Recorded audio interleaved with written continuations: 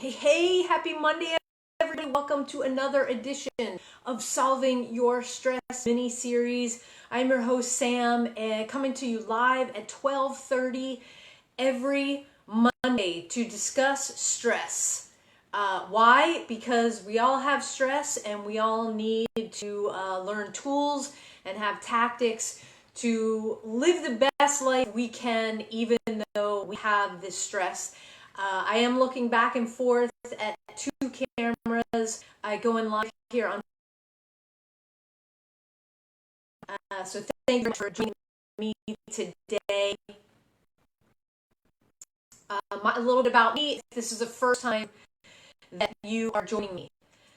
My name is Sam. Like I said, I'm your host, former Secret Service agent in Tower 1 on 9/11 when the plane hit. Went through my own journey with post-traumatic stress. Learned a lot of cool things on the couch with therapy, and it's the stuff that I learned off the couch as I was getting well that I talk to you about every week, because again, I think the bigger the toolbox that we all have to deal with life when stuff comes at us, the better off we are as a society. And right now, we've got a lot going on. And wherever you are, thank you for joining me. Thank you for taking the time. And today's question, I'm not taking it from the bank of questions that you all submit, and thank you for submitting. Keep submitting your questions about stress, what's going on with you in your life, so we can tackle that together. But today I want to ask you a question.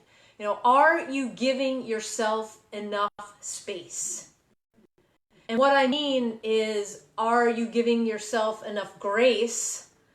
And are you taking care of yourself during what we're going through right now, if you're watching this live, which is the COVID-19 crisis? So by space, I don't mean are you giving yourself enough social distancing space.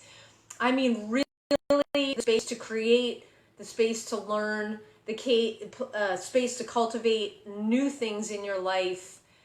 And if you're not, that may be where stress is coming from. What do I mean? During this time, maybe you're working from home.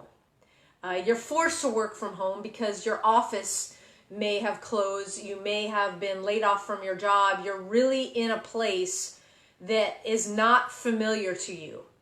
And us as humans, we don't like unfamiliar. We like the familiar, but we can't grow unless we expose ourselves to the unfamiliar. So maybe you're working from home. Let's start off with that. Are you giving yourself enough bandwidth, enough space to create a new working arena for you? Maybe you had to go out and order a desk and have it delivered. Again, things that we don't think about that maybe some people are going through, because we can't always work at our kitchen table. We can't always work at a dining room table. So maybe our lives have been turned topsy-turvy, and did we take enough time to think, okay, here I am. I'm outside of my office now, forced to work from home. What are the things that I can do to create a beneficial working environment for myself that actually feeds me, that helps me do my job the best that I can do based upon the circumstances that I'm presented with? Something to take a step back and think about, because if we don't, we are just constantly putting ourselves into stress every single day. Think about it. I want you to really think about this. If you are working at home and you had to work at your kitchen table every day compared to an office space that you had in your workspace, what is the difference? Well, desk. Chances are, your kitchen table is not ergonomically correct to act as a desk. What does that mean? Well, have you noticed more tightness in your shoulders? Maybe some pain in your neck? Maybe your shoulders are bothering you. Why is this? Because our workspace is not, our kitchen table is not made for us to work properly. I'll speak for myself. If I move my workspace to my kitchen table, I end up with my neck killing me, with my shoulder, because I'm working at a space here instead of a desk that has a pull-out thing for my keyboard where everything is ergonomic. So what does that do? That causes me stress because now I'm like, oh, my neck. All right, and I'm totally simplifying this to give you an example of what I mean by giving yourself the space and the grace. So if you can, make your workspace conducive so that it's creating not stress, but an ability to get your work done quickly every day if you can, so that you have the rest of the day to decompress. And when I say decompress, I mean be a little selfish with yourself at that time. Being selfish right now is not a bad thing. We all need to cultivate a time every day in order to kind of relax, take a deep breath. Why? Because we are in the midst of something that we've never been in before. And again, when we're in something that we don't quite understand, because we're not at the White House, we're not scientists trying to figure this out, we're not in the hospitals doing research, it makes us kind of crazy. And I have seen some crazy stuff out there when I've had to go to the grocery store to shop for essentials.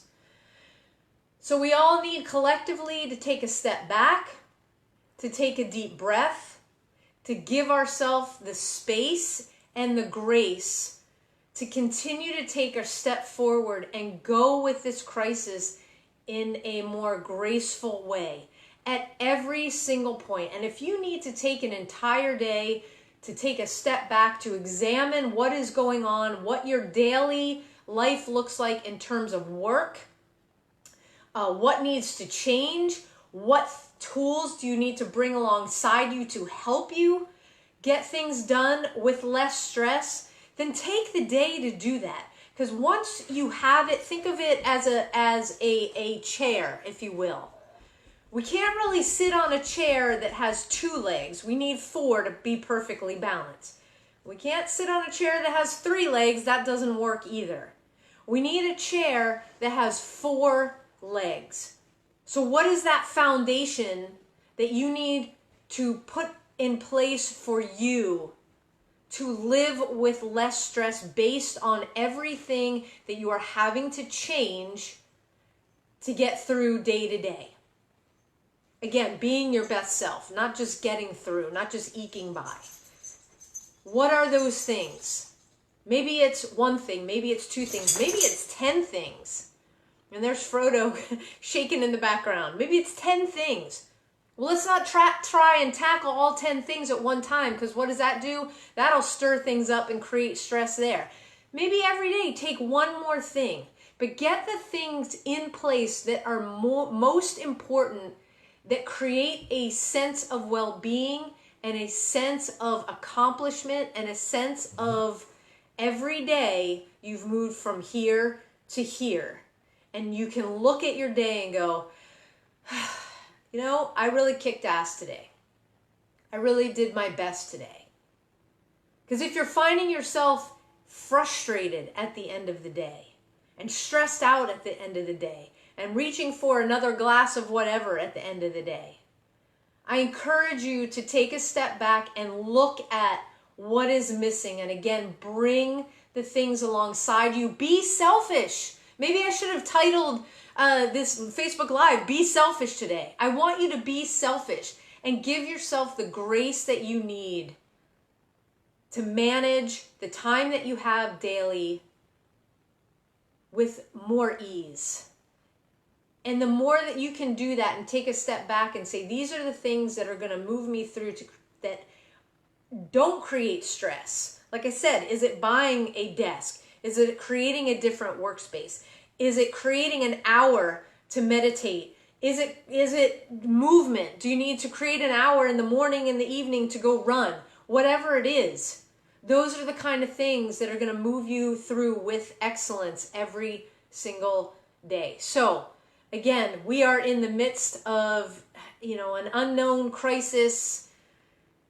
knows how much longer this is going to last. Hopefully not much longer. But while we're here, while we're in this stay-at-home situation, I protect you, you protect me by being safe.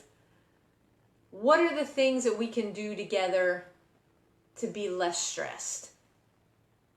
Think about it. Make your list. Then do the first thing. Detach, prioritize, and execute. That execute's so important because when we're in action, we can't be stressed. The brain doesn't work that way. Stay in action. Do the things that bring you joy so that you can keep creating in joy, so that you can keep creating with less stress, and that so that you can be the best you every single day. I want to thank you so much for those of you that join me every Monday to watch, whether you're in your home or your home office. Whatever it is, thank you for blessing me, and I wish you all the best during these crazy times. Until next week, folks, this is Sam. Hey, if you want more stress techniques, I almost forgot here, please visit my website, samanthahorwitz.com. I've got a blog. Everything you want to know about stress is on that blog. If I'm missing something, hit me up on email, sam@samanthahorwitz.com, and say, hey, can you cover this? Can you blog about this? And I'll get it up there. And if you are looking for very, very concrete tactics and tools that you can employ right now, I want you to visit my website. I've got some free training up there. All you have to do is put in your name and your email, and it'll blast it right off to you. So until next week, guys, this is Sam signing off for another edition of Solving Your Stress mini-series. Remember, check everything out on samanthahorwitz.com. Peace out.